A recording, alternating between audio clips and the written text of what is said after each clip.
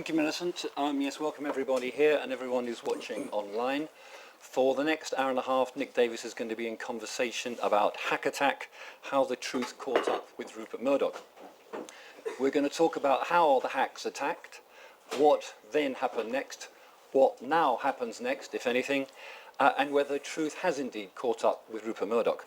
For the first half of the event, that's about 45 minutes, I'm going to be focusing on some issues which I found particularly interesting in the book, also some points that have come out of the reviews and indeed out of some other books which have been published on this and associated subjects. And then for the second 45 minutes, I'm going to try to fit in as many points and questions from the floor from you as we can. Now, I think it's worth saying that all these other books and most of the reviews pay homage, and I think that's not an overstated word, to the investigative journalist who pursued the phone hacking story. But hard feelings still exist, Nick. It cannot be denied. And there was an interesting example of it this very weekend. For those of you who bought the New Statesman, there was a piece by Stephen Glover which the Daily Mail liked so much they reprinted in full in the Mail on Saturday. What's interesting is the difference in the billing. So this is the New Statesman version. At the top it says, "The righteous mind, the Guardian's Nick Davies was courageous and correct to expose phone hacking, but has he crossed a line from reporter to campaigner?" by Stephen Glover. The Mail Online version says, "The man who did for the British press." Stephen Glover says, "Discredited reporter Nick Davies is a media-hating zealot whose own journalism is troublingly suspect." I was tempted to say, would the real Nick Davies please stand up? But then I thought maybe the real Stephen Glover should stand up. So Nick, what do you make of that? Well, when I first saw it, because I don't warn you that they're about to write 3,000 words calling you a scumbag, yeah. I saw it on the Daily Mail's website, and I saw that it was written by Stephen Glover, who it's fair to say is no friend of The Guardian, and I saw that it went on and on and on, and I thought, whew, I'm in a lot of trouble here. This is very, very alarming. But then I don't know, perhaps it would be nice to say that people in this room don't read the Daily Mail. But if, to the extent that you've read it, you may have had the same impression that I did, that actually it was terribly weak. I thought, where's the big punch going to come from? And so I suppose the impression I was left with, what the fuck do you think you're doing? How can this possibly...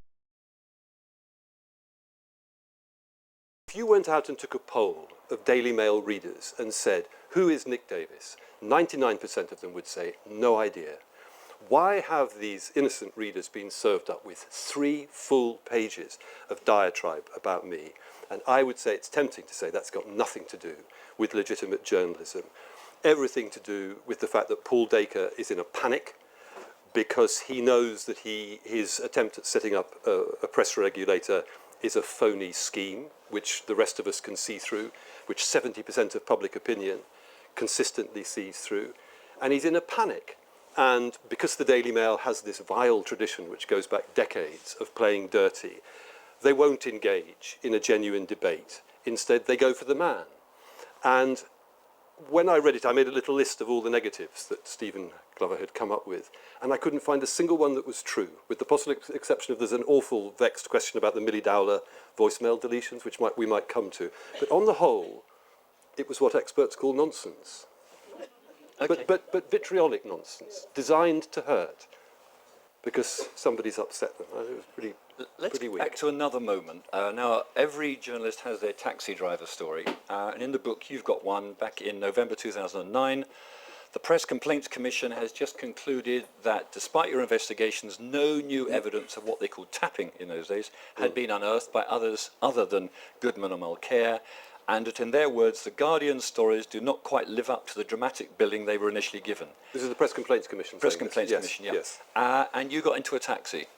And the taxi driver was kind of... Well, because taxi drivers like starting conversations about what do you do for a living? Oh, okay, I'm a journalist. What sort of stuff do you do? Oh, I've been doing all this phone hacking stuff. Oh, yes, that all turned out to be untrue. And that's the power of falsehood.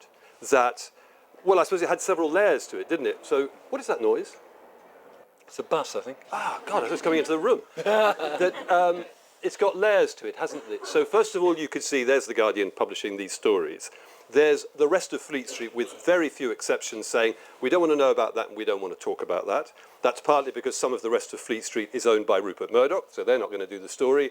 It's partly because other news organisations that weren't owned by Murdoch knew very well that they were committing similar crimes, so they weren't going to do it. And then there was a couple of flankers on the outside who were supporters of the Conservative Party and didn't want to embarrass David Cameron by bringing up the Andy Coulson stuff. So first of all, you've got that kind of silence. And then you have falsehood being poured into the picture by the police, very worryingly, rubbishing the story, even though they had evidence about it in their possession. And of course, News International, who own these newspapers, and then they're very happy to publish their denial. So on the end of it, you get innocent taxi drivers who think that it has been proved to be wrong. You stand back and look at that as a picture, you think, Christ, you know, to the extent that truth matters.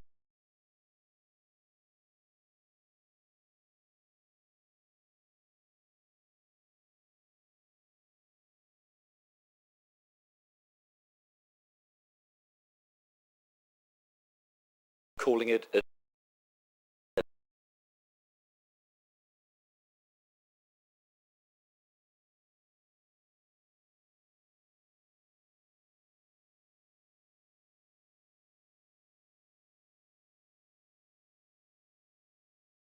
now, I've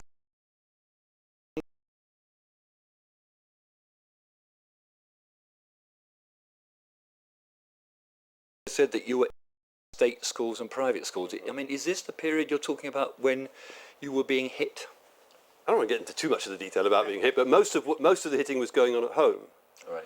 And I would say it's a little running theme in our society that has never really been recognised, that if you come from a well-off home, I came from a kind of well-off middle-class home, not super rich or aristo, but well-off, detached house in the country, a horse in the paddock behind the house.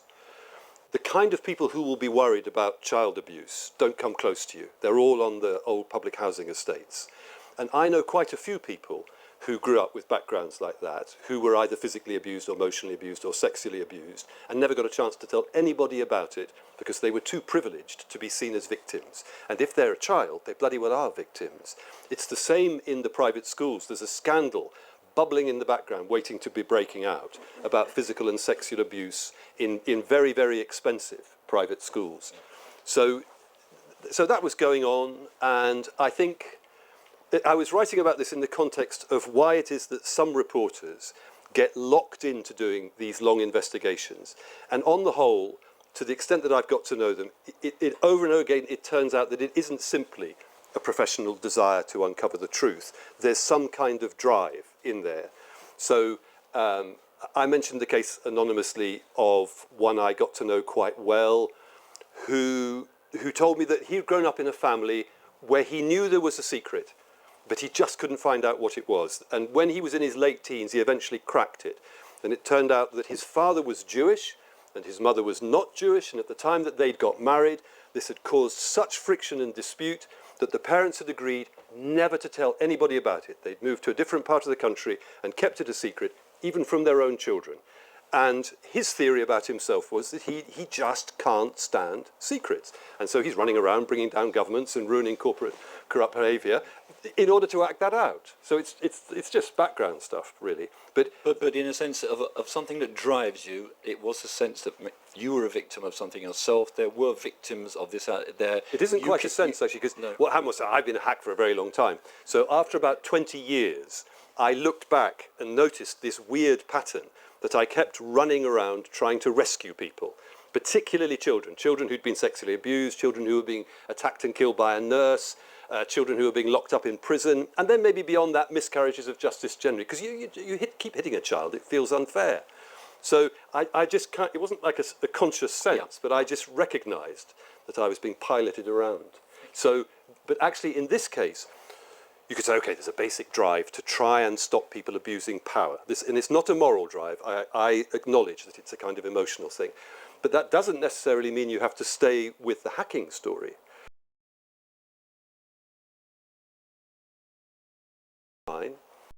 It was worth following up. I would have spent a month or two on it. The fact was that I had fallen in love with a woman who lived abroad and was quite keen to persuade The Guardian to send me in that direction to work, and would have done so, But because they kept attacking us, I couldn't let the story drop, because it wasn't just a question of putting out a story and telling the truth. We had to defend our own credibility. So when News International stand up and denounce us through their newspapers and through Sky, saying we have deliberately misled the British people, you think, Christ, I'm going to have to stay with it. And then it goes calm after a few months, and then the Press Complaints Commission come out and say, well, you're all a bunch of idiots, you've got it all wrong. Again, you can't get away from it. So I think that actually the Murdoch crew might now finally have learnt this lesson, that aggression doesn't always work, that if you're too aggressive, you actually provoke a response. And the big picture here is about that happening on a grand scale, that they've... Shall I stop it? You want to... No. I mean, I've got one more question in my from the psychiatrist chair sort of section. Oh yes, all right. We'll go back to that. Where you wrote, you interviewed, I think a year or so ago, and you said you went to a posh private school where all the posh boys read the Times and the Telegraph, and they thought I was very weird to read the Guardian. Well, I'm very happy being weird. So, I mean, is that how you see yourself? A bit weird, a bit of an outsider? Yeah, this is all a bit embarrassing, isn't it? But I quite like being outside the pack. So I don't work on the staff at The Guardian. I'm a freelance. I don't live in London where everybody is. I live down in Sussex. I work on my own. And that may be a weakness. So on occasions when the news desk have coupled me up with somebody to work, I found it very difficult because it's all going on in my head. And I can't convey it to the other person. I don't do it terribly well. Okay. Well, let me pick up on that because just reviewing, the chronology. Let's go back to the trial of Goodman and Mulcair, 2007. Yep. Now, on some counts, they were both charged and found guilty. But actually, Mulcair alone was charged with 5 other counts.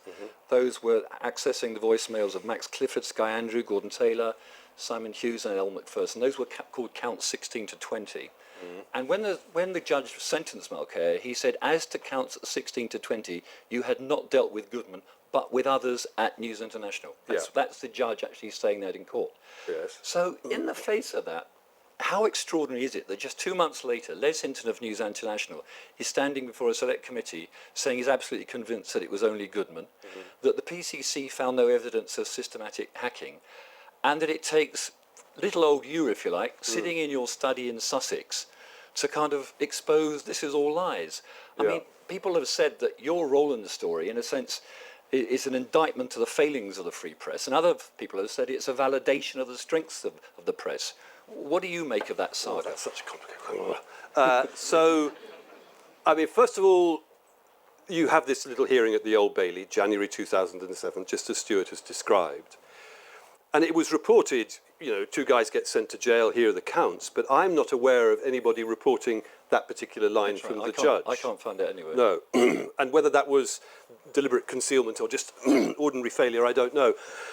But even without that one line, you've only got to look at the structure of those charges to see that it doesn't make sense. So if you understood it, there's the private investigator Mulcair. Here's Clive Goodman, the royal editor. Both of them are charged with hacking 3 people from the royal household. And then Mulcair alone is charged with 5 other people who've got nothing to do with the royal household, and the royal reporter isn't charged in relation to those. So anybody looking at that, any reporter sitting in court, any reporter reading a paper says, well, why did Mulcair hack those other 5 people? It obviously wasn't anything to do with the royal editor. Why did he do it? Just because he didn't have anything better to do, because he had weird voices in his head, or because somebody else at the News of the World was involved? It isn't terribly difficult, even if you don't have the line from...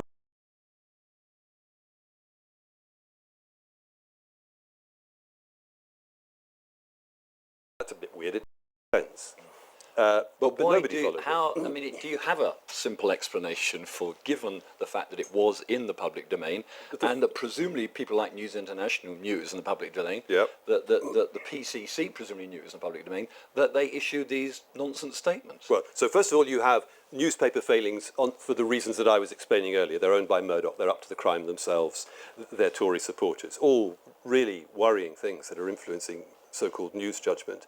Beyond that, you have the Press Complaints Commission, which I would say was in certain important respects intellectually corrupt. And beyond that, you have the thing that makes this story worth writing about. Because if you look at it, the crimes aren't particularly serious. It's not worth spending nearly 7 years of your life exposing that. What makes it interesting is that it's about power, and about the power, the way that power works. And so throughout the whole saga, you can see, I call it in the book passive power, that there is the media mogul. The thing that he generates, not so much money and newspaper circulation, the important thing in the power context that he generates is fear. And he generates it in two ways. One, that his newspapers expose people's personal lives and hurt and humiliate them. And that's a very, very powerful kind of fear. And secondly, there's a kind of organizational fear that if you are, for example, Neil Kinnock trying to get yourself elected and you see your campaign and your party simply being destabilized by the front page of hostile newspapers, changing your agenda, turning every internal argument into a crisis, and you can't run your organization. So there's the individual fear and the organizational fear.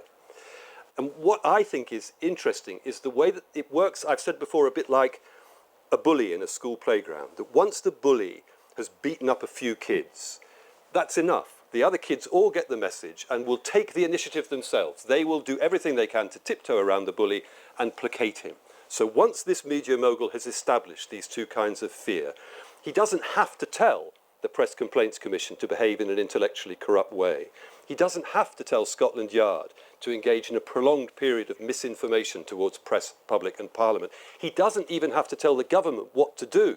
By and large, these people will take the initiative themselves and try and come up with things which will placate him, which will make them safe. It's the great power game that's going on. And that's really what the book's about. And if there's any justification for doing this much work on one story, it's that. And when you ask what went wrong back at those early stages, why aren't they reporting? I mean, you can't prove it in cause and effect, but I strongly suspect that that's part of the picture. Let's not get into trouble with Rupert. Okay, let's flash forward through months, almost years of investigative journalism to the trial, which is comparatively recently, of two of the media mogul's most senior executives. Peter Jukes' book is now out, which is a pretty good, summary of a hell of a lot of evidence. I found it very interesting and helped me to feel almost I was there. He says that 2 months into the trial, he talked to you and you reiterated your initial belief from the early days of the trial that Brooks was safe, but that Coulson was still in trouble. Yeah. So why did you think that was going to be the outcome, given all the work you'd done on it? Well, I suppose why particularly, well, I think, I won't say why did you think Coulson was in trouble, why do you think Brooks was safe?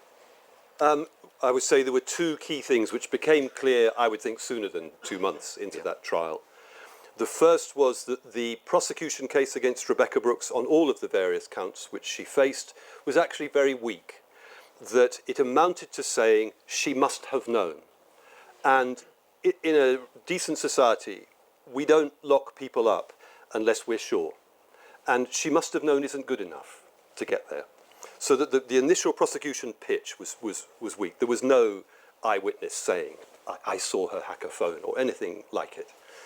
But, I mean, she had questions to answer. There was evidence pointing towards her, and quite properly, the whole system said, there is a case to answer here, and the judge agreed. I don't think she would dispute that there was evidence against her which needed to be dealt with. But it wasn't convincing, and on the other side of the argument, you had a defence which was astonishingly well-funded. And, I mean, I've been in and out of the Old Bailey 35 years. I've seen all sorts of trials. And I and other regular court attenders had never seen anything like the defence that Rebekah and Andy Coulson, who went to court to force Rupert to pay for it, and others had. It was just, I said in a story after the trial, it was a Rolls Royce purring through the court. And against that, the Crown Prosecution Service is an example of an underfunded public body. And it just didn't have the resources to match this.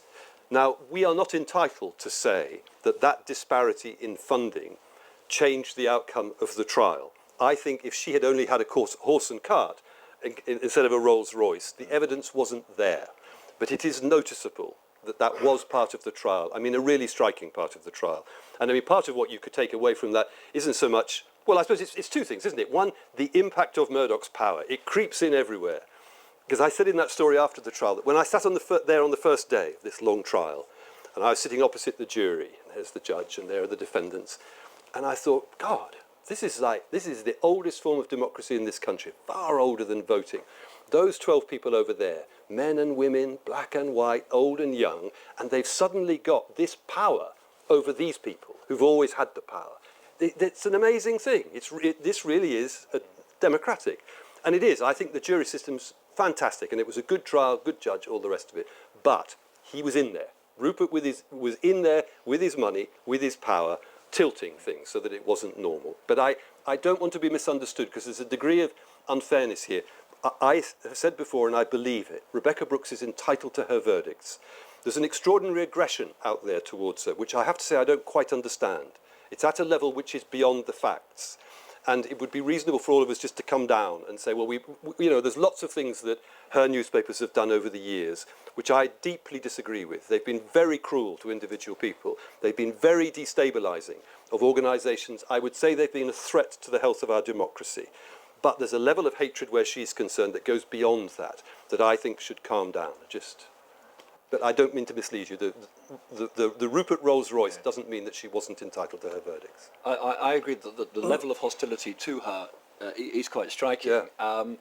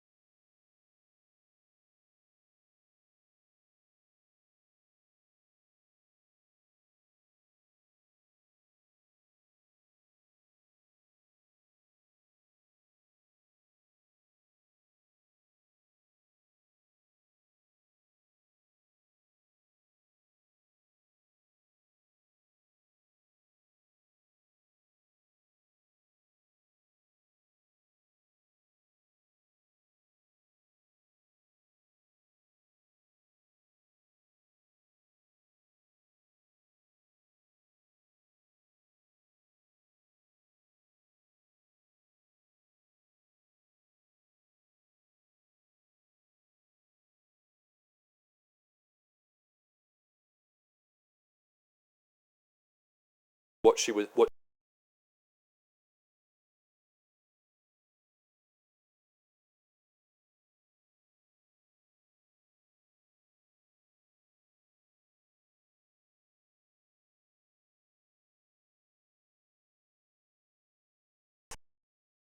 the laboratory will tell you that. If you can get the jury to like you, they're less likely to convict you. And it was apparent to all of us that very early on, one juror in particular was looking at her and smiling at her, and that's quite unusual, but it's the Rebekah effect. okay. Nick, last year I published a book I co-authored called When Reporters Cross the Line. So you wouldn't expect me not to ask about a number of ethical issues which arise from the book.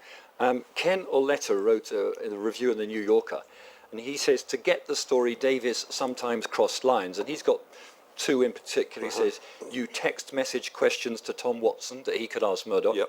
He says, you introduced hacking victims to lawyers and gave them ammunition. And he asks, could Davies have unravelled the scandal without becoming more of a participant? Okay. What's the answer to that question? Okay. Could you have got the story if you hadn't been a participant? Almost? So the first thing is, Ken Auletta writes for the New Yorker, isn't he? Yeah. He's a good guy, very good journalist. Yeah. But American journalism does work within boundaries which are just different to ours to start with. It's much less competitive, it's much more restrained. The main thing that well, there were several things we did that was definitely unusual. So one was that my editor, Alan Rusbridger, and I were giving information away to other news organisations because we were so isolated that it was to do with that thing I mentioned earlier. It was to do with defending our credibility as well as trying to get the truth out. And the big example of that was Alan contacting the editor of the New York Times and persuading him to send 3 reporters over. I spent lots and lots of time briefing this other news organisation, and then they went off and did a really good job, dug up stuff, took the story forward. So that's very unusual. That's the opposite of what you would normally do. I think there isn't an ethical question there, but this is about I think slightly more of you putting victims in touch with lawyers in touch with victims. In a sense, if there's a spider's web, and I say that in a non-pejorative, you're at the centre of it. Yes. I mean, was there a line in your mind that you wouldn't have crossed in that situation? Okay, so just to explain to people who haven't read the book, so you have in the beginning we had this one legal action brought by the chief executive of the Professional Footballers Association, Gordon Taylor, and that legal action had got the court to order the police to disclose some of the evidence they were sitting on. Bingo, the truth starts to come out. So I'm following up on the Gordon Taylor story, and I'm just doing the conventional reporters things, trying to get information. And you could say it becomes clear at a certain point that I'm not going to get the evidence I need to prove that the story is true in the teeth of the police, News International, the Press Complaints Commission denying it. So one of the books I've read most often, read and reread, is Harry Evans's original memoir, which is called Good Times, Bad Times, about that period when he was editing the Sunday Times, which a lot of people would say was then the greatest newspaper in the world. And it's great because it's lots of stories behind stories. And if you're a reporter, it just makes you feel, yeah, we can do this stuff. And where Harry's also very significant is that probably more than any other journalist I've ever come across, he's absolutely shit hot on ethics. You're not going to catch Harry Evans doing something that's unethical. In that book, he describes a story which they were trying to get at, the Sunday Times, and the reporters didn't have the power to get the information. This was an occasion when an aeroplane had taken off from Orly Airport in Paris, climbed to a few thousand feet, and then started to crumble and crash to the ground and killed everybody on board. And he sent reporters to find out what had happened, and they came back with this alarming and very, very serious allegation that the manufacturers knew that there was a fault in this particular, in these planes. I mean, there was one model of them, such that they was always liable to crash as it was taking off. And that they had made a decision to let it fly, and that's cheaper than scrapping it all and bringing them all back and rebuilding them. Now that's a serious allegation. You can't make that unless you can really nail it down. So what he describes in the memoirs is he got the reporters to go to the families of those who had died, to persuade them to sue, and not to sue in France where the accident had happened, but to sue in the courts in New York, because he anticipated that they were the courts which were most likely to order the manufacturer, McDonnell Douglas, to disclose the paperwork that would show whether or not they were right. And dooby-dooby-doo, they intervened in events, created the legal action in New York, and the judge ordered the paperwork, and astonishingly enough, the story turned out to be true. Okay, so I thought, if it's good enough for Harry, it's good enough for me. So I was talking to lots of people, directly or through my researcher, Jenny, who had worked for the News of the World, or who knew Glenn Mulcair, the private investigator. And to some extent, they were able to say, I know so-and-so was a victim, I know so-and-so was a victim. So I said, okay, I will then approach so-and-so and say, you were a victim. You really need to sue so that we can get out the truth. And then if they were interested, and they weren't always, I would then hook them up with one of the 2 or 3 lawyers who were taking on these cases. And then that would eventually come to court. And the judge would have the power, as in Harry Evans's case, as in the original Gordon Taylor hacking case, to force the police to disclose the evidence that they were sitting on. Because short of that, what am I supposed to do? Break and enter Scotland Yard? Difficult place. Okay, let's move on to the issue you mentioned. No, Stewart. Sorry? Do you think that was wrong? Well, I tell you, I want to come back a bit further. Dodgy, you didn't write the answer, did he? I've got something else to put to you that I don't think anyone else has ever put to you, so I want to hear your view after I've put that to you. But first I want to ask you about the Milly Dowler story. I looked back on what the original story said, and it had a sentence that it said, the messages, the voicemail messages on her phone, were deleted by journalists in the first few days after Milly's disappearance in order to free up space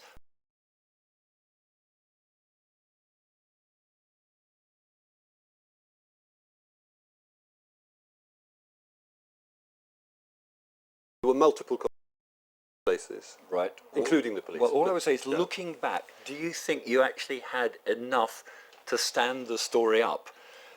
Because in a sense, if you look back at, say, the Sun at Hillsborough, they would say they printed what the police told them. So, well, then I'm glad I pulled you up. Yeah, exactly. So, in a sense, your view, I certainly drew the conclusions from the book that your sources were the police, but if you say there are other sources, that's fine. But actually, quoting the police as hard fact is potentially a dangerous thing to do, isn't it? Yes, so we spent about a week putting the Milly Dowler story together, and there were multiple sources. I mean, it became known that we had a very good source in the Metropolitan Police. We had sources in the Surrey Police, we had sources in the original Surrey Police inquiry when Milly Dowler disappeared in 2002. There were other sources in the background from non-police sources who were very close to the action. We probably can't get much closer to it than that. And the irony of the thing is that, so let's put it this way, first of all, that story reported that the News of the World had hacked Milly Dowler's voicemail, that they had also probably hacked the police, that they had hired a second private investigator who had illegally obtained confidential data about the Dowler family from British Telecom, that messages had been deleted from Milly Dowler's phone, that this has caused the mother to have a false hope moment, as we called it. Now, all of those things were confirmed. All of those things are true. That's because we did the research properly. The irony is that the story had this amazing impact, together with the other stories coming out, that it provoked a new and deeper police inquiry, which then 4 months later uncovered material which hadn't been available at the time. And therefore, the position changed. But the interesting thing is it changed again 5 months on from then. And when it changed for that first time, 4 months on, it clearly cast doubt on the sentence which you've changed.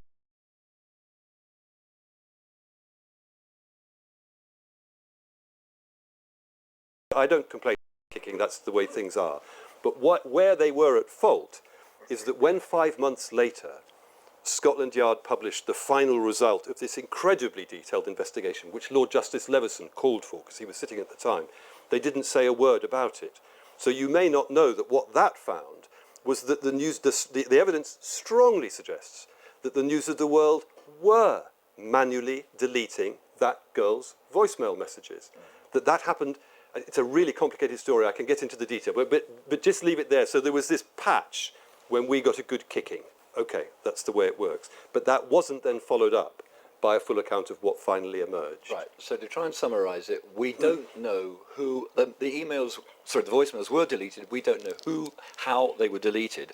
What we do know, we have no evidence for, is that they were deleted in order to free up space for more messages. Would that be fair?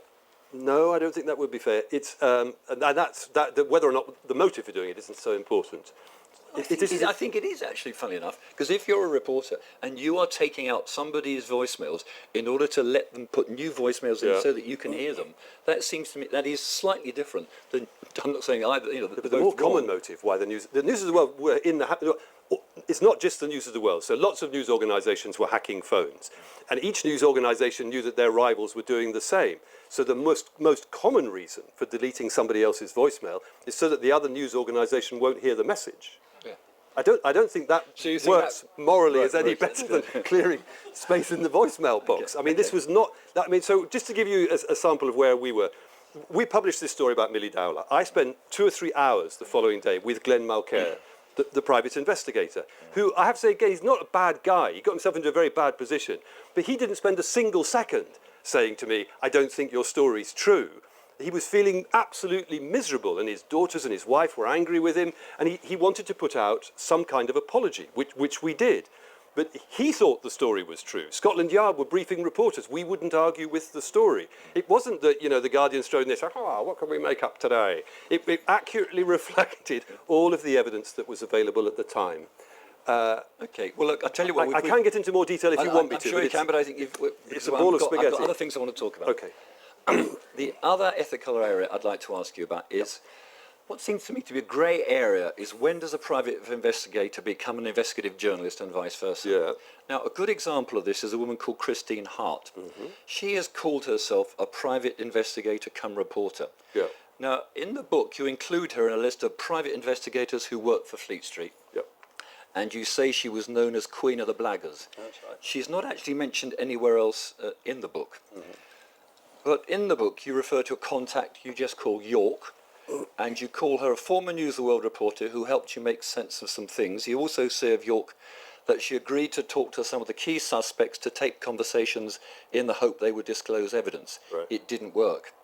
Now, when I was downloading your book from Kindle, I pressed a button, and up came a self-published book that says, How Nick Davies Hired Me to Spy on My Former Colleagues at the News of the World. Okay. Inside News Corporation for Nick Davies by Christine Hart. Indeed. Now, it's a very interesting read. I don't want to promote the book because it's actually not a very easy read. Frankly, it's quite an uncomfortable read because clearly she's a victim in herself of some kind of abuse in the past. But she explains that she was the former lover of Greg Miskoff of the News of the World. Greg Miskow, who's a news editor at the News of the World. And a man she called Goldfinger, which I would guess that that's a man called John Boyle who also works for the News of the World. But put that to one side. She says you wanted her to record conversations with them on the phone or if she was in bed with them. I don't know about the bed, but yes. And in the book, she quotes your emails to her. Yeah. And sometimes you say things like, I think it would be really helpful to have you as my investigator. But yet on others, you say, I'm hiring you as a professional journalist to carry out research. On some occasions, you say to her, you're dead right about not paying PI, private investigators. I just never pay people for talking to me. And other times you say, I'm going to pay you for your time. Yeah. So I suppose my first question is it not okay to pay a private investigator or pay people to talk to you, but it is okay to hire the Queen of the Blaggers to record conversations with her lovers? It's actually terribly straightforward. Yeah. So Christine started life as And a... I should say, she says she is York. For lack of, Yes, exactly. I'll explain exactly what happened. So Christine Hart started life working for private investigating companies as what's called a tracer, trying to find people who have gone missing owing money. And lots of tracers earn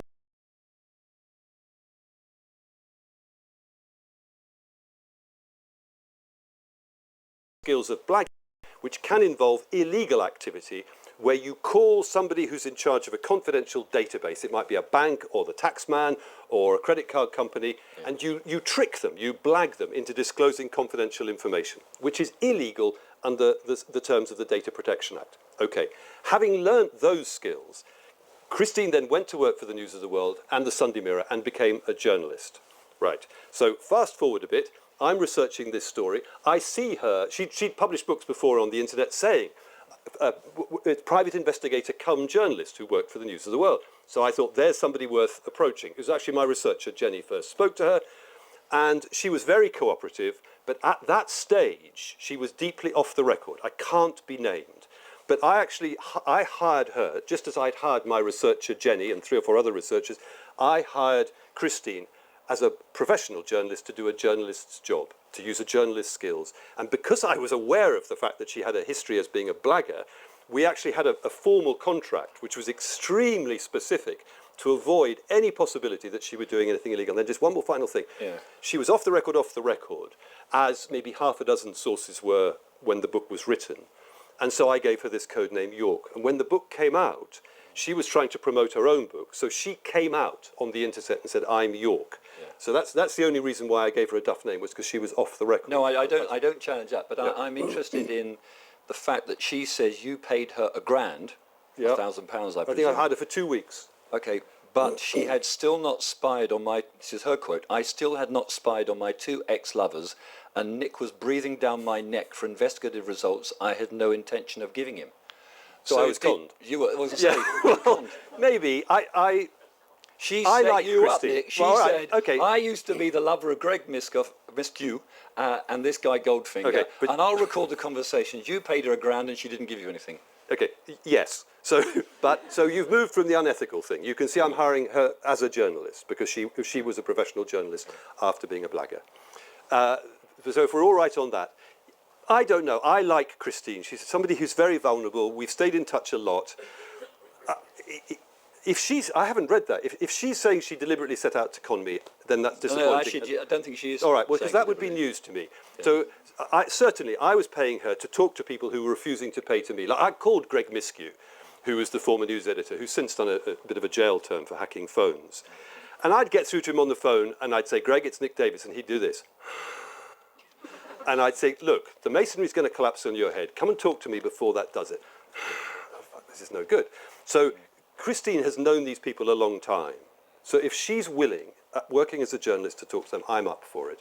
And to me, my understanding was, what she told me at the time, was that she had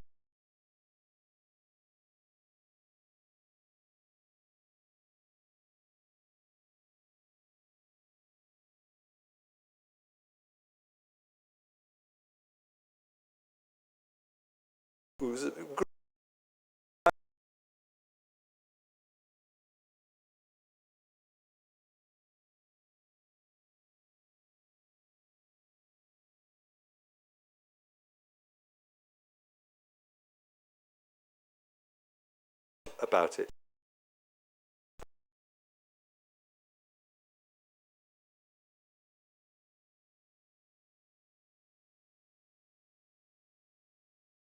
As though they were. There will be times when you'll get it wrong, when somebody will talk to you and you'll trust them for a while and it won't happen. Or they may feed you lies. It may happen. These things must have happened to you or to people working for you.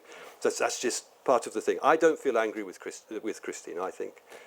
I don't know. She's always treated me perfectly well. And she was trying to sell the book, and I don't blame her for it. Let's talk about press regulation. Oh, yeah. You've had a very long relationship with The Guardian, and indeed, a working relationship with Alan Rusbridger that goes back many years. Are you now on the same page as The Guardian on the details of press regulation now, what The Guardian should do next, should it join IPSO and all that sort of stuff? I would say I'm personally more pro-Leveson in the sort of code that we speak than Alan Rusbridger and the people making the decisions at The Guardian are. But I'm really glad that The Guardian hasn't joined IPSO, which is the new regulator which has been set up by other news organisations. I'm very worried by it. I think that if the new organisation IPSO turns out to be subject to the influence of those news organisations as its predecessor, the PCC, was, then it's really worrying, because this organisation has much more power. It has the power to investigate. It has the power to levy considerable fines.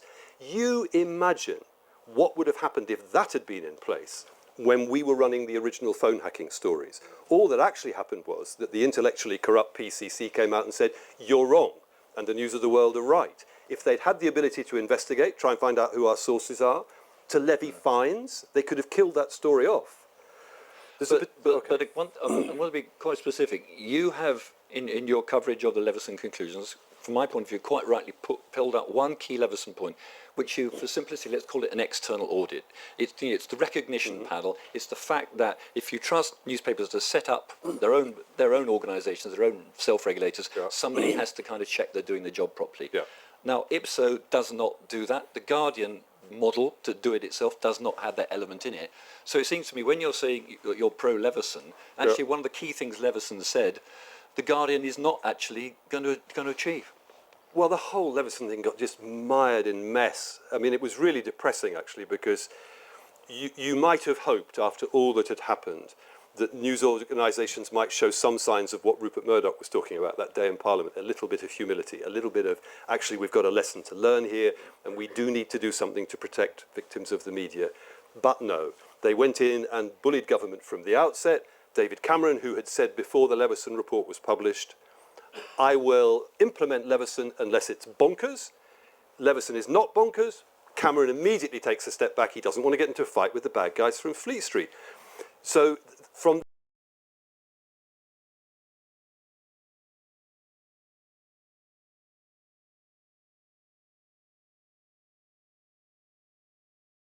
we ended up with the Royal Charter. And I think Alan and The Guardian don't like that. I don't share their suspicion of it, but it is a strange, archaic, almost embarrassing kind of device. It's got sort of Henry VIII's fingerprints on it, hasn't it? Yeah, I mean, I think it has kind of confused the whole issue. But if you go back to, what Leveson actually said, because he never suggested a Royal Commission, he suggested a model, Royal Charter. He never suggested a Royal Charter. You're right. The model he suggested has elements in it which neither IPSO nor The Guardian have actually. Yeah. So if right now, never mind some hallucination about something dreadful that might happen in the future, I would say the greatest threat to freedom of the press in this country is our libel law. And what Leveson says is, you set up this independent regulator, and we have this little checking body that makes sure it really is independent. I'll do a deal with you. This is effectively what he's saying to these news organisations. You set that up and play fair. We'll pass a little bit of legislation which will say to the courts, if anybody tries to sue a news organisation which belongs to this regulator, instead of going to the regulator itself, then that news organisation, if it's sued, will be hugely protected about costs and damages that could be awarded against it in court. Now, A, that is potentially worth millions of pounds a year to news organisations who otherwise lose that stuff in the courts.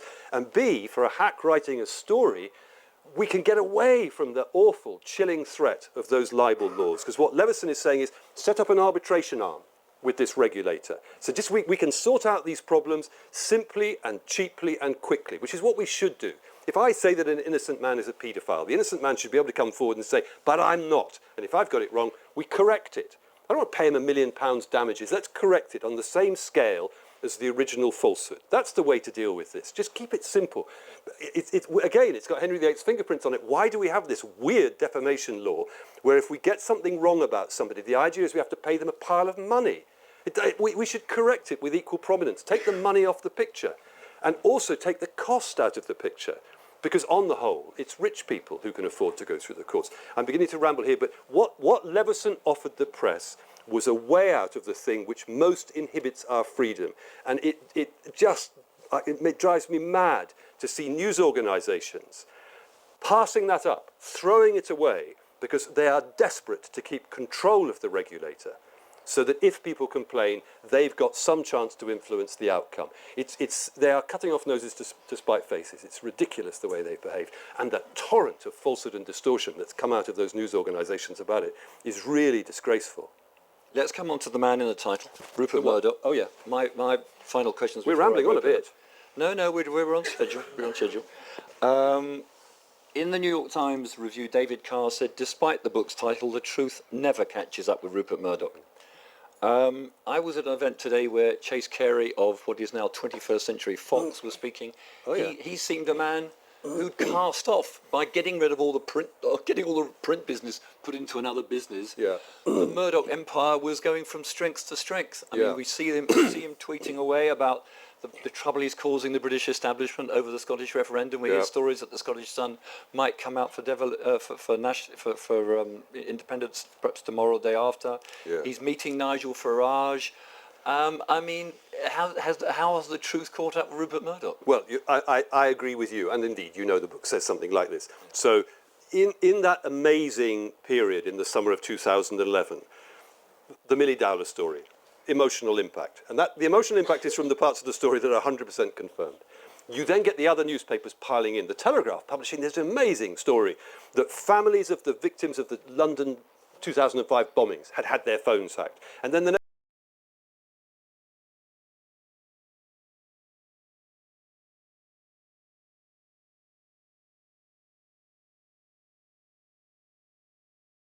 everybody's got suddenly, I never liked the guy, I never knew the guy. Everybody's crossing the playground, they're all changing sides. And it was amazing. I said elsewhere that it's like the children had taken over the classroom and they were all dancing on the desks and the teacher was running off down the road. There was a moment when the truth caught up, and that amazing day when he was giving evidence in Parliament with his son. But I absolutely acknowledge, and the book says, slowly the power comes back. And I think we're into, well, so firstly financially, you know the company has split, which is what Stewart was referring to, so all the kind of movie businesses in one package, and the newspapers, which are the ones where there's financial jeopardy and legal jeopardy, are in another package. But the income of those companies in its split form is massive. Rupert Murdoch's personal income is still massive, and his power is creeping back. So I was tweeting the other day, because there he is meeting Nigel Farage, as though this Australian with American citizenship had some kind of right to have any kind of influence at all about what happens in our next election. What kind of arrogance is that? What is wrong with our system that he's allowed to display that arrogance and behave in this way? It's nothing to do with him. We're the voters. It's one man, one vote, not one media mogul, and he gets what he wants. And it'll be really interesting to watch it in the build-up to the election next May, whether or not his newspapers, and he is an individual and his executives, throw their weight around in the way that they have done before, as though it was their decision who we should have as a government. And of course it will be interesting to see how the politicians react. And I fear that we will see a very familiar pattern, that they will play the bully in the playground, they will tell us who to elect, and that politicians won't feel confident in standing up to them and will start placating them and giving them what they want. It's a really worrying picture. But I absolutely agree, the power is creeping back. An interesting symbolic moment is when he will dare to revive the News Corps summer party, which was this sort of massive occasion for genuflection, where politicians turned up and took a glass of champagne and kissed the old man's knuckles. And it stopped because of the scandal. But it'll be interesting to see when he reaches that kind of breakthrough point. Yeah, we all know things were backing it. Final point on that. A couple of the reviews say that you cannot find it in yourself to find a single good thing to say about Rupert Murdoch, about the Wapping Revolution and the good things it did for journalists. If you took at Stephen Glover, for instance, one of the founders of the Independent, would argue that the Independent could never have started if there hadn't been the revolution. I mean, you weren't a Wapping refusenik yourself, but I suppose, are you actually just a good old lefty Wapping refusenik in a time warp? What do you expect me to say? Oh, yeah. Yeah. I mean, you remember Wapping, January 1986, Murdoch breaks the print unions, moves to Wapping, and that was a complicated situation in which there were at least two sides to an argument. Each of those sides was sufficiently passionate to generate riots on the street for months. So it's very easy for somebody like Stephen Glover to look back and say, well, it was clearly a good thing. It clearly was much, much more complicated than that. And I would think that anybody who says that was a good thing, Rupert did a really great thing in doing it, is missing the point. You throw 6,000 people out of work, that's part of what you need to take into account when you assess whether or not that was a good thing. If you also look back at what was said at the time, and the people like Paul Johnson, who used to be the media correspondent of The Spectator, bright red face fulminating on, said that this would launch lots and lots of newspapers. Producing newspapers would become so cheap that there would be all these other titles. Well, it didn't happen. I mean, there were lies told about the impact of this. So I would say the truth is, it's really complicated. There is no doubt that there was bad practice and cheating going on by the trade unions. Anybody who was a journalist in those days had suffered from the printers organising.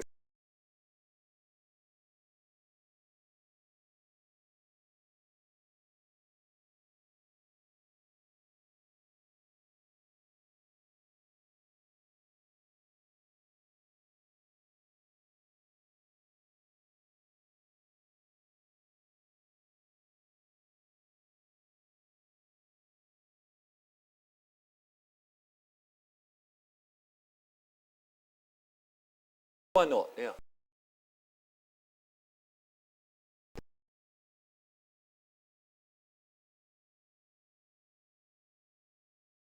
In fact, a very important public service, in my opinion.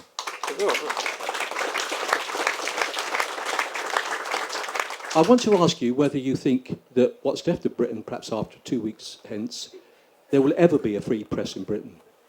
I worked, or would it always be a question of the political agenda being set by proprietors? I worked in Fleet Street for over 20 years, much of that time for Rupert Murdoch, until he sacked me, as you just mentioned, at the time of Wapping. And the journalists weren't better off.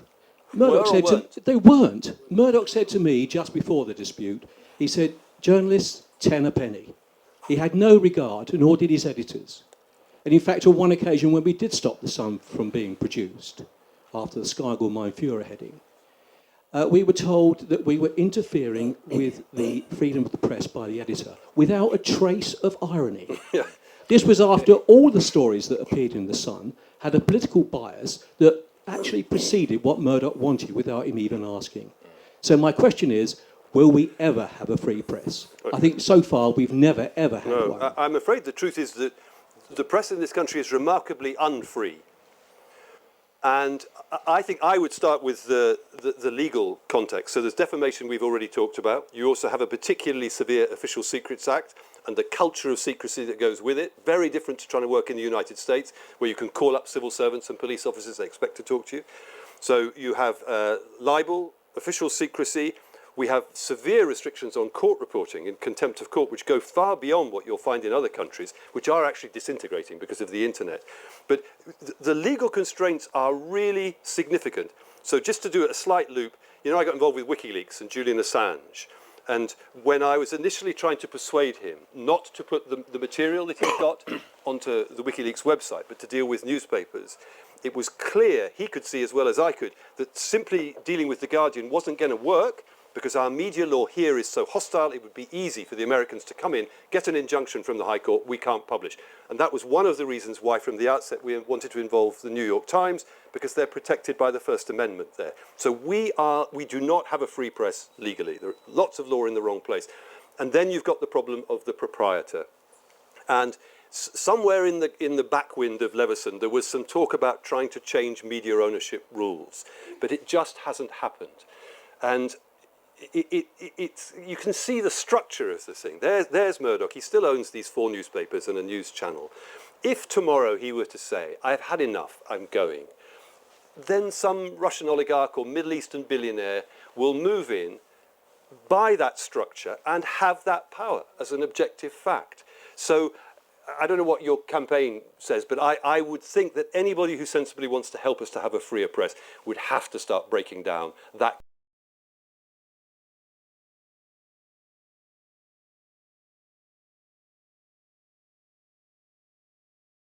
To turn a blind eye to that and to allow him to move forward. There are details about it in the book, in fact. Okay, next question. Ooh. Another person holding a newspaper. It's not a necessary advantage. What? It's owned by a Russian billionaire. Congratulations. Yeah. This is not maybe an easy question, but in the context of great journalistic stories, I'm thinking of Watergate, I'm thinking thalidomide, I'm thinking of Kelly. Mm-hmm. These kind of big stories, big exposes. Where do you rate this one?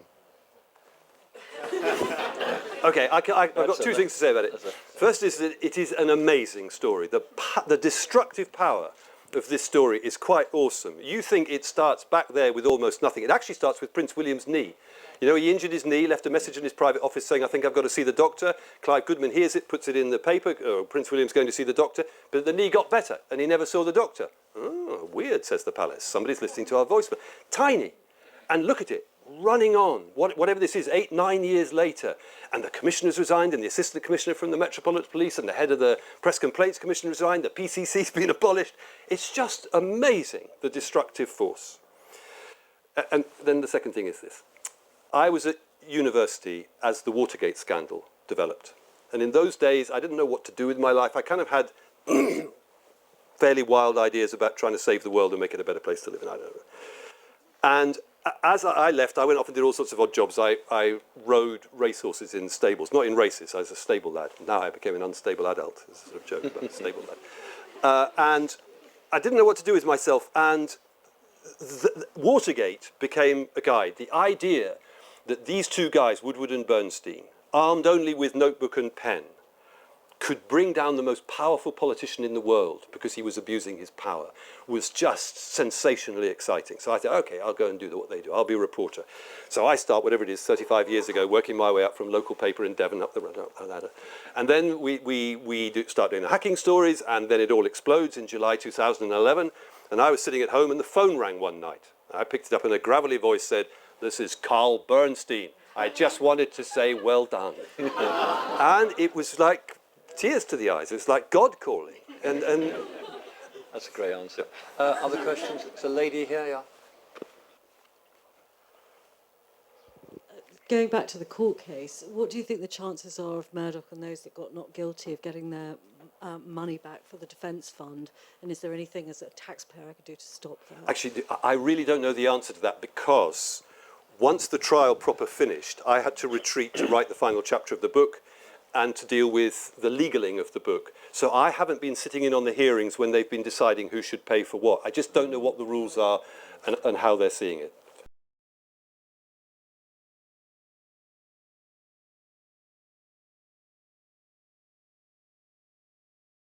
Could you elaborate the Milly Dowler voicemail, what we don't know? Well, I can, but it's complicated. Is there a particular thing you want to ask? No, it's more what we don't know. Well, so when Scotland Yard finally looked at it, and they produced this report in the May of 2012, the guy who wrote it was a detective chief inspector called John MacDonald. And his report, or 90% of his report, they nicked a bit out of it actually, is on the Leveson website under M for MacDonald.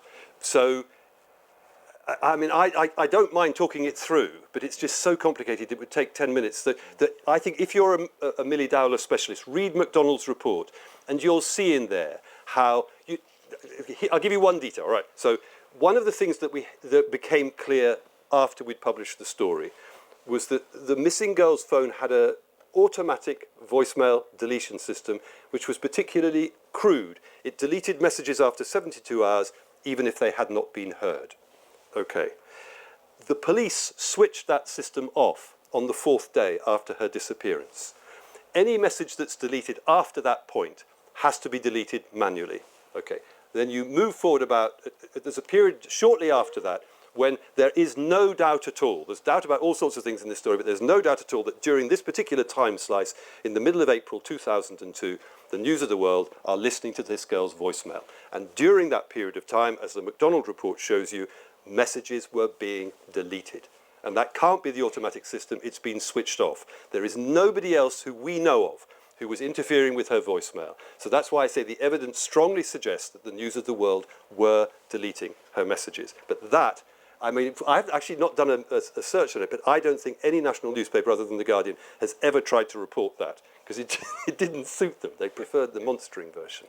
Okay, at the back row now, gentleman in the middle there. Just back to the funding issue about the court case. You just mentioned... You mean the funding of the defence? Or Yeah. Yeah, of the defence. Yeah. You just mentioned the tiny thing, as you're talking, say, describing this Rolls Royce that Brooks had. Yeah. And you said that Coulson sued, correct me if I'm wrong, Yeah. sued Murdoch To get him to pay. Murdoch to defend him. Is that?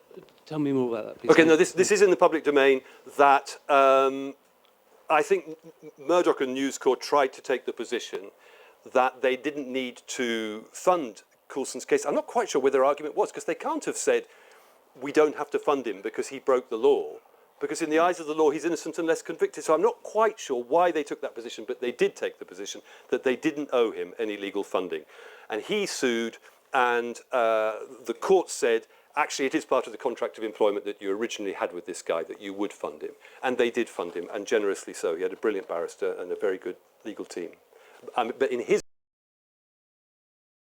against him, this is why Peter Jukes has me saying Coulson's in trouble. The weight of evidence against him was always far greater than it was against Rebecca Brooks. Okay, is a lady just in front of you, Millicent, lady there. Yeah. Hi. I'm not sure if it's off topic. I had a question about Murdoch and Blair. Given that Murdoch, I think it was in Forbes magazine, sort of said that indeed Tony Blair was the reason for the breakup of his marriage. I'm just trying to understand why he hasn't gone after Blair in a way that you would think he would, and the power he has. Surely he has a lot of information about Blair that would be interesting, but there hasn't really been a witch hunt on Blair by the Murdoch empire. There's been by other newspapers. I think we get the drift. Yeah. Okay, so I think, as I understand it, to the extent that information has been disclosed, which suggests that Tony Blair was having an affair with Wendy Murdoch, rightly or wrongly, that information has been leaked with the blessing of News Corp in New York. So that that has been somewhat embarrassing and damaging for Tony Blair. There's been 2, I think, front page stories in the Mail on Sunday. Yeah. And a very... won an award, I think, actually. Yeah. And an embarrassing email in Vanity Fair that Wendy had written either to him or about him. And I understand that's been a little bit orchestrated from the centre. But you're onto something here, I think, which is that Rupert Murdoch must be sitting on a pile of information which is far, far more important, which is about his political dealings with Tony Blair over a period. It goes back to 1995, I think they started, when he went out to the island to the conference. And somebody somewhere, there is in this audience actually a friend of mine who's a reporter who's blushing down there, who's rather an expert on the Murdochs. He needs to get out there, get Rupert to talk. There's a huge story in that man's lap. And if he's feeling sufficiently alienated from Blair to release it, that's much more important than whether Wendy thought Tony had nice legs. I did try. I made a pitch to go and interview Rupert Murdoch at the end of the trial. No, but the feedback I got from New York was quite interesting, actually. That I mean, I don't know this for sure, but what I was being told by Murdoch's people was that he says yes, that I can go out there and interview him. But the consigliere around him was saying, Godfather, don't do this thing. So he didn't do it, which would be a shame, because what I would love to have got in there and just done 10 minutes on video for the Guardian website and then said, OK, now give me the Blair file. You're right, there's an amazing story there for somebody to get, but somehow it's not going to be me that he gives it to. Of course, the last person who had access to Murdoch was Michael Wolff, and that ended in tears, didn't it? So, I mean, yeah. There's a sort of track record. Right in the far corner by the door, just to bring in the... Thank you. Don Jordan. First of all, Nick, thank you very much from all of us. I think we owe you a great debt. Don is a friend of mine. I've known him for 30 years. The question I want to ask, and having listened to you... Tell me who the other plants are. That the name... guilty. The great question I want to ask, having listened to everything that's been said, is that do you think, even though everybody says that at the time we've been living through, these are the Thatcher years, Nick, do you think we've actually been living through the Murdoch years? I mean, this is a serious question, by the way. The Murdoch years, are they? Yeah, I think... Well, so one thing you can immediately see is that governments of all parties have behaved in the same genuflecting way towards the media mogul. And insofar as the crucial change in this country's recent history occurred in April '79, with the introduction of Thatcherism and its persistence through various following elections to the point where the Labour Party essentially adopted it, I think Murdoch and his newspapers are very, very important in that. So in a way, he's operating at two levels, isn't he? One, behind the scenes, his message to the ministers that he has access to because of the fear factor, what he and his people are saying is deregulated capitalism. That's what we want. That's what you've got to give me. Or that's what I would like you to give me. And then in the meantime, his newspapers are spilling out this stuff to voters. Trade unions are bad. The welfare state is bad. The NHS is paying taxes is bad. And so that has a secondary impact, doesn't it? Apart from what he's the influence directly on government, the influence on voters. And then this is incredibly complicated, and it calls up your underlying values. But for me, we have ended up in a society which has far, far more poverty, far, far more inequality, far more sexism and racism. It's a less pleasant place to be. You see great institutions like the BBC and the National Health Service under persistent attack, and the National Health Service actually being dismantled in front of our eyes at this moment. And an overused word, but I'd say it's tragic what's happening. And if you were trying to apportion the blame, a significant part of it, not all of it, but a significant part of it belongs with Murdoch and his people. He'd probably be quite pleased to hear that, wouldn't he? Is what he wants, I guess. Yeah. Yes, gentleman here. Sorry. Carl Schneider, I'm a journalist, and like you, a big fan of Paul Foot. And like you, I get very depressed looking at the way large sections of the most powerful parts of the press are used in such a negative way, and something that in principle is such a great idea, such a positive thing that can hold power to account, ends up being something so negative. But do you see a ray of light? Maybe do you see it get some optimism from the way that the internet has democratised publishing? I know as a journalist it's had some quite negative impacts on our industry and led to lots of journalists losing their jobs. But maybe it shows a way that not just the negative power of the press, but some of the other negative things that stem from it.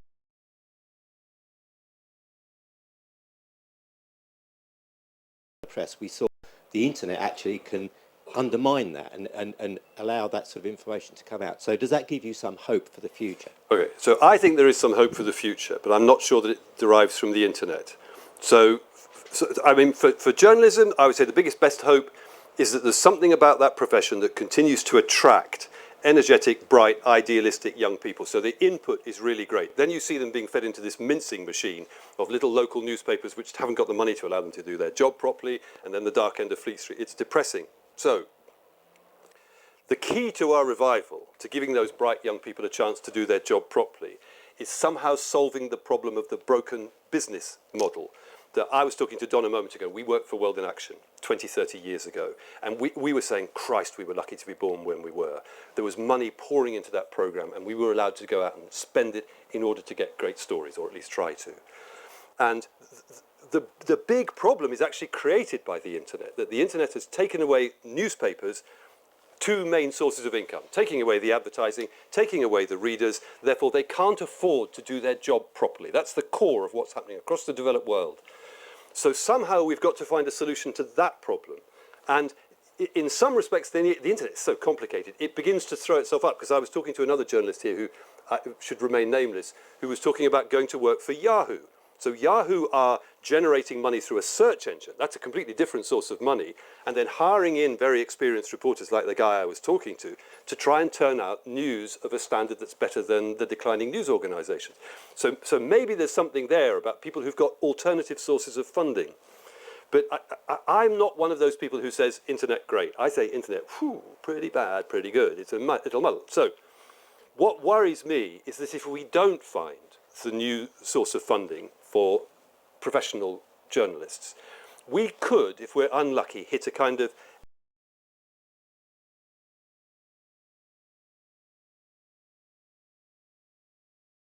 and in others.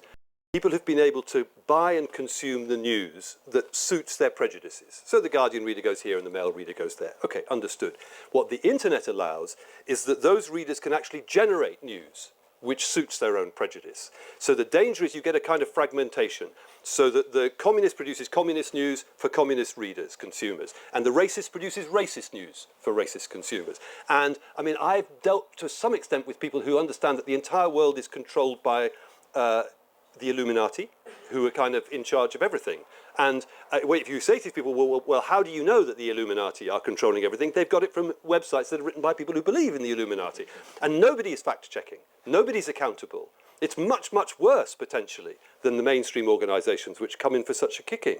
And there's something really dangerous out there as a prospect. And if that were to happen, the internet would rank up there. I mean, I don't want this to happen, and I don't necessarily say it's going to, but it would assume the role of like nuclear weapons, where you say, Christ, that was clever of us to invent that, us humans, but kind of wish we hadn't done it. It's potentially a very destructive force. But I just don't know where it's going to go. I'm maybe talking a bit too much, but I would like to save. In an ideal world, we should have professional journalists. There's too many people on the left whose knee-jerk reaction is to assume that all journalists are corrupt, that any journalist who works for a big corporation must have a corporate mentality and be unable to tell the truth. And it pisses me off. You see people from those corporate news organizations going out to places like Syria and Iraq and getting themselves beheaded and killed and risking their lives. And to dismiss them as corporate puppets is really disgusting. And Paul Foote, who, you know, my hero, your hero, worked for the Daily Mirror. It's a big corporation. He did a great job. So it's sickening when you hear people from the left taking that simplistic tone. There's a profession out there which has good, honest people who are struggling against the odds, legal odds, interference odds, to tell the truth, and they need to be supported and backed. And I think it would be really perilous to assume that if the profession of journalism dies, somehow we'll be better off with citizen journalism. Like if we don't have any doctors, you want citizen doctors? Ain't going to work. Okay. Gentlemen here been waiting quite a long time. Well, the whole point of fun hacking is a function of the culture of tabloid journalism in this country. So what I'm saying is, at the end of the day, the point is, I think what Andy Coulson was doing was, I think what they're doing with their illegal behaviour, at the end of the day, is producing stories about people's inner private lives which can be hurtful to them, I'm afraid, which is what the general public who buys the paper reads. But it's a funny paradox, isn't it? Sorry, yeah. Well, It's a strange paradox, this, that on the one hand you have these opinion polls which keep showing 70% plus saying we need a regulator to stop the newspapers doing these things. And yet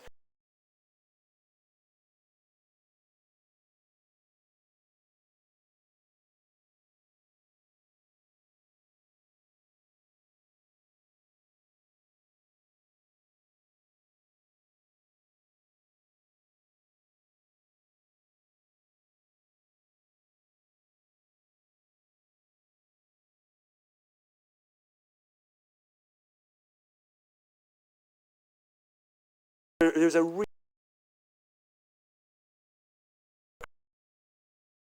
You're saying it comes with the territory, right? The whole point is, so it comes out of culture, tabloid journalism. Yes, and then people gather around it.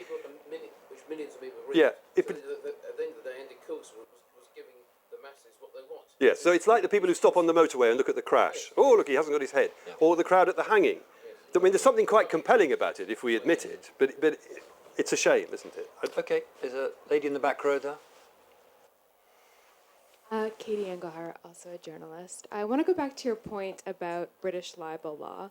I mean, I understand the sort of problems associated with very tight libel law here. Recently, I had to order Lawrence Wright's quite groundbreaking book about Scientology, award-winning book about Scientology from an American site because it was being held up by libel law here.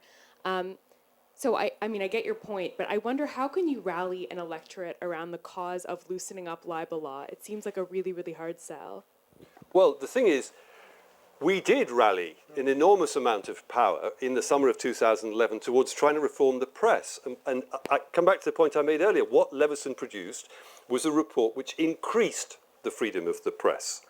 You know, in his little bit of legislation, which everybody freaked out about, whoa, you can't have a law being passed about the press, as though we didn't already have a defamation law, an official secrets law, and all the rest of it. The first clause of that law was to make an obligation for all governments forever to defend the freedom of the press. And the bad guys in Fleet Street say, well, you can't do that, it's an attack on the freedom of the press. This is ludicrous. But at that point, we had public opinion, the power elite, Leveson himself, pushing to do something about all of this. And if we'd been allowed to set up his arbitration system, that would have given us the chance to get away from the libel problem. But, well, we may not quite have missed that moment. I mean, the game's still going on. It's very important to watch IPSO, the phony regulator that's been set up. And they will make every effort to indicate that they can be trusted. And we will see. But there's an awful long way to go. I mean, it needs actually to have its constitution reformed. It's not just a question of brushing its teeth before it goes to bed at night. But Nick, isn't there something even more interesting going on? Sir Alan Moses, the chairman of IPSO, gave an interview when he was appointed to the media show, in which it seemed he wasn't very happy about IPSO. Yeah. I mean, he basically wanted to change some things in IPSO. Yeah. And certainly when I talk to people in the newspaper industry about Sir Alan Moses, they go strangely quiet, as if he is actually giving them really quite a hard time. And so the kind of future of IPSO, rather than necessarily writing it off as, you know, as a kind of there may be something more intriguing going on, because of Alan Moses' role. Yeah, no, I think that's exactly what I hear as well, is that, you understand this, don't you? So Alan Moses is a High Court judge. He was plucked out of, I don't know whether he'd retired, to head IPSO.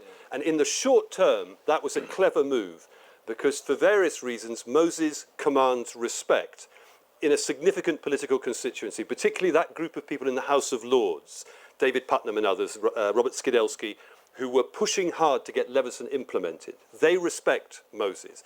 So when they recruited him as the head of IPSO, they went quiet. They said, well, maybe this is going to be okay. But actually, they bought themselves a problem, because Moses is very outspoken, intelligent, strong character who is not about to be pushed around. And I haven't dealt with him at all, but what I hear is that he is laying down the law to them quite a lot. And he's now potentially quite threatening, because if they don't play straight, and it will involve reforming their constitution, he has this big threat. He can walk, he can quit, and then their credibility goes through the ground. And so it'll be very interesting to watch that tension playing out. And actually, I think The Guardian are probably players in that game as well. The Guardian haven't gone in. The other newspaper organisations will want The Guardian to come in because of our history in uncovering the scandal.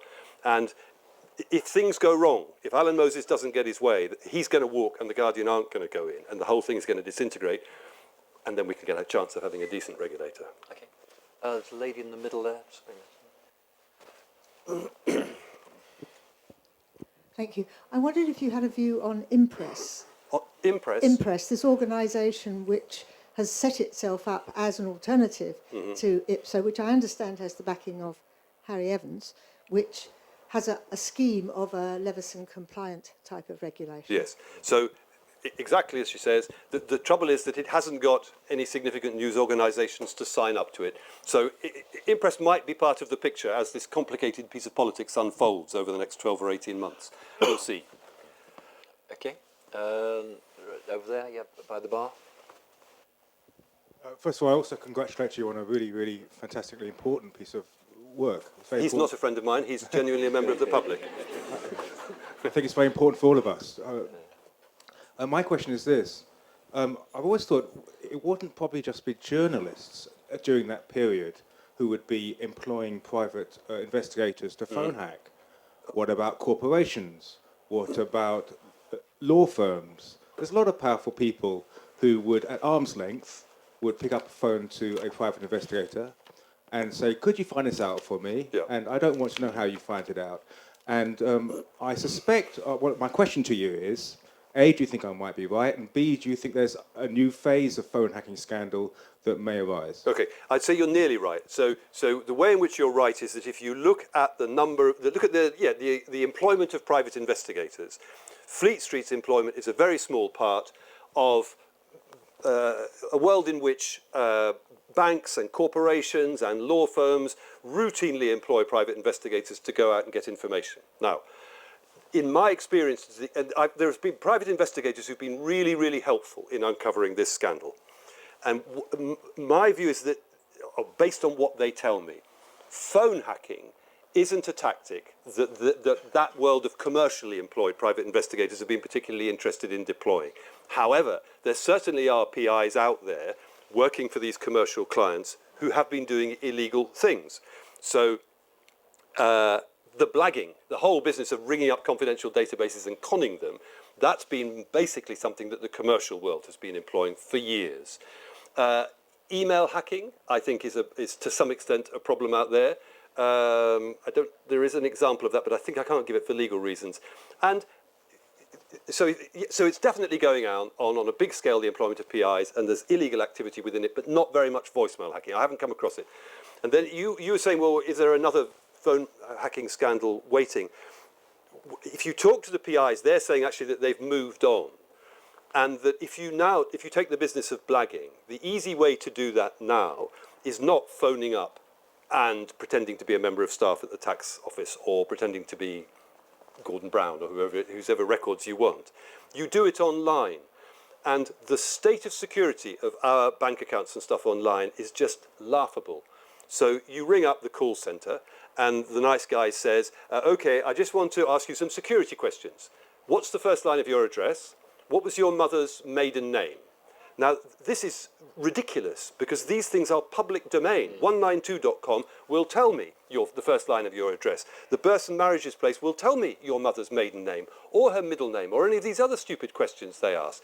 So that's security which is worth nothing. There's a compromise going on here in the banks and people who are pretending to protect our confidential data, that they know they've got to put up some security to reassure us, but they don't want to make it too difficult for us. So they've compromised and put up some security, which is bullshit. So those PIs aren't bothering with phoning up and blagging anymore. They're doing it online, and it's easy.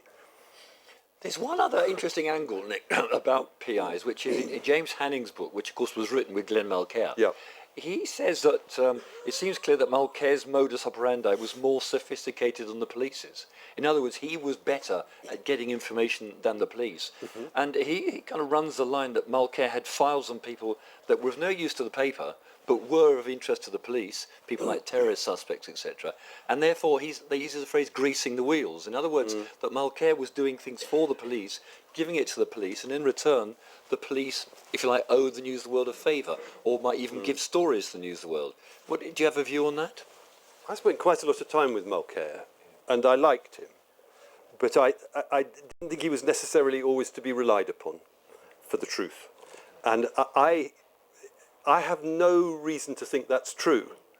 And I think Mulcair found himself in a hot spot, and that he the Milly Dowler story and all the rest of it. And I think he wanted to tell a story which made him look a bit better. I don't know this for sure, but I would say personally, I doubt whether that's true. Okay. We're going to take a couple more questions, and we must close. Gentlemen at the back. Actually, let's do these three, and then we'll close. Okay. Thank you. And there's one other very important congratulations I think needs to come your way, and that's the film deal. Oh yeah. So and it is quite a serious thing because the type of people who come to Frontline Club, we're of a mind. We're interested in this kind of thing. Most people out there are still taking the Express, the Sun, the whatever.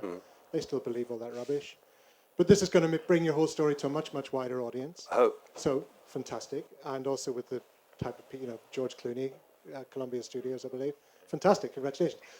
Is this going to be like the Insider? Is this going to be like the Lowell Bergman story? Is it going to be following you? Do you know, or have you got no idea on the terms of the script and the approach to the film? Yeah. And secondly, Lowell Bergman was famously played by Al Pacino. Al wasn't Pacino. it? Yeah. Who would your choice be to Okay, so first of all, it's kind of unreal, actually. This whole story has been very weird. So one of the things was, because famous people are being hacked, you suddenly start meeting famous people. And to begin, and it's a funny thing about celebrity is that it's slightly scary. So I felt nervous the first few times that I started meeting famous people. And Clooney was quite early on, because he first approached me 3 years ago, after the story blew up. And I went to see him. He was putting down the soundtrack of that film, Ides of March, about the US election. And I felt distinctly nervous approaching. This was in Abbey Road Studios. But he was fantastically nice and didn't play the big man. And I was very impressed by him. I think he wants to use his position to make films that say something significant. He's done that with the Ides of March. And last week I watched the film he made about the McCarthy era in America, and Ed Morrow. Was it called Good Night and Good Luck? And it's a good piece of work, and it's saying something important. So he came back just after the book was published in the States. And I thought, this is really, really a good person to make it. So I feel good about it. So, Colin, what did you ask me? I know you asked me who I was going to play, but...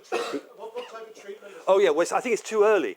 So if you read the book, you can see there's a central narrative, which is about me and other reporters, lawyers, MPs, trying to uncover the truth. And that's quite a good story, because it's kind of like, the hobbits are going to the Dark Tower, the little people get to beat the big people. So it's kind of classic narrative.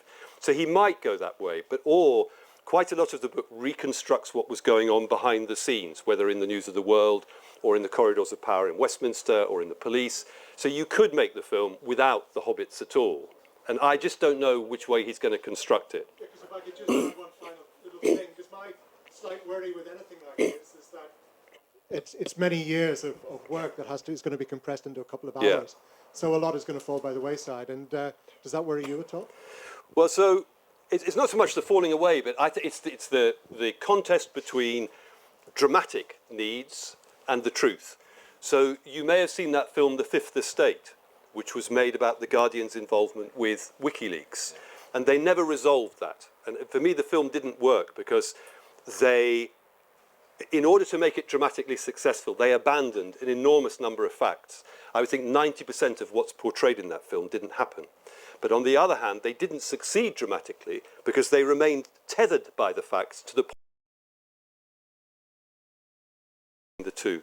So on the brief conversation that I had with Clooney recently, he was going for something that would have impact by virtue of being the truth. So if you look at All the President's Men, which is just such a good film for journalists to watch. Journalists as heroes, it doesn't happen very often. But the basic formula there is the sequence of facts is correct, and then the dialogue's invented. An audience can live with that. So as to who plays me, I don't know. So I would say Nick, that in the WikiLeaks film, you were played by an actor called David Thewlis, who looks absolutely nothing like you. I know, he was a terribly nice man, because he got this job, and they didn't give a fuck what you looked like, because originally it was going to be Kenneth Branagh in that film, and he passed, and then it was going to be Hugh Laurie, who's about half his height, and he passed. So then David Thewlis got the job, and he emailed me, very nice, and he said, Mr. Davies, I'm an admirer of your work. So I started to like him. And then he said, a strange thing has happened. I'm being offered some money to pretend to be you. When you see what I look like, you won't think this is a good idea. And he came to see me. He was really likable, and it was funny because he spent a couple of hours in my study talking to me and taking notes and watching me really, really closely and saying things like, what do you do when you get angry? So, I mean, I wave my hands around a lot. But so he was taking all these notes, but actually I think the directorial instructions changed, because when it came to the film, Benedict Cumberbatch imitated Julian Assange, and I thought did a brilliant, brilliant job. But the other actors, I think, were told not to try. So Peter Capaldi played Alan Rusbridger. If you deal with Alan, it's extraordinary how he's low-key. I've never heard him raise his voice in 35 years. I've never heard him swear. I've never known him lose his temper. He's just always even-tempered, which is fantastic. here's the film, here's Peter Capaldi, wound up, I'm swearing from the word go. So they didn't try it. So with David Thewlis, basically, I always wear a blue shirt and I have this black leather jacket. So he put on a black leather jacket and a blue shirt and basically played David. They did send me when they were shooting out in Brussels for some reason, he sent me an email, Thewlis, or it might have been Cumberbatch, sent me an email saying David Thewlis is now dressed as Nick Davies. And it was Thewlis effectively wearing something that made him look like a woman. So I was relieved enough that didn't happen. As to who plays me, I don't know. Who do you think? What about Colin Firth? So he's kind of old and English. And Yeah, it's true. Okay, Yeah. we'll go for Colin. Okay, final two questions. Sorry, I did say there was one there and one there. Let's take the one there first and then the...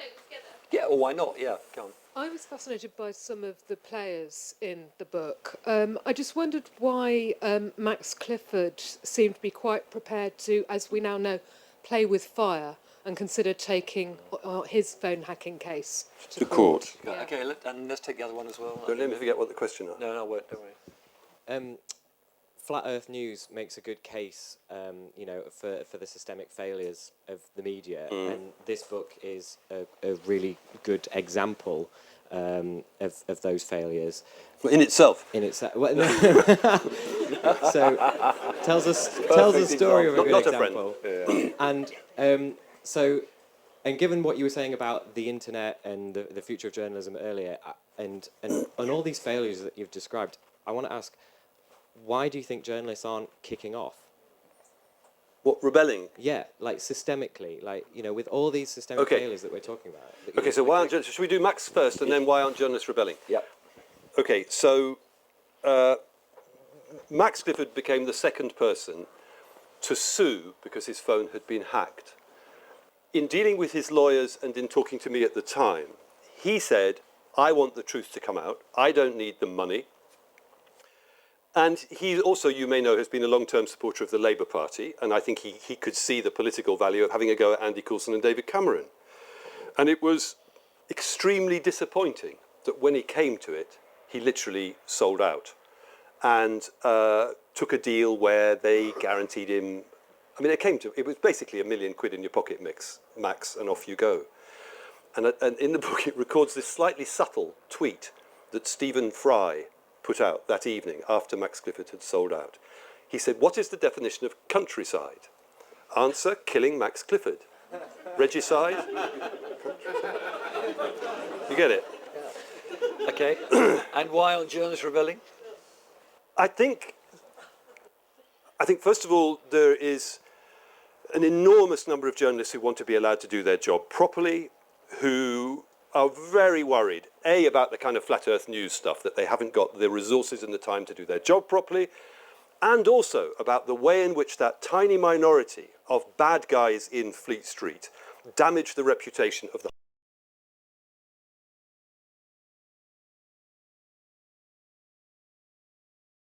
some agenda around which they can gather, which would provide an obvious solution. So, actually, the National Union of Journalists did its best during the Leveson inquiry. They gathered a lot of evidence about bullying in newsrooms and presented it. They've been very good, the NUJ, in standing up for what Leveson wanted and saying this is good.